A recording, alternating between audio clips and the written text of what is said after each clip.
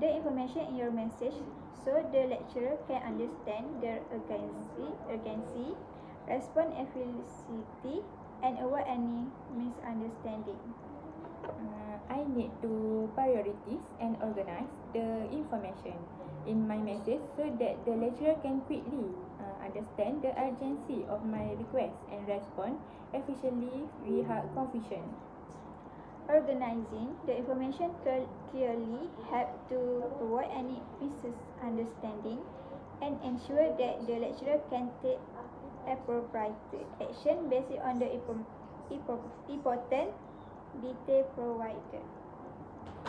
Okay, that's all. That's all from me.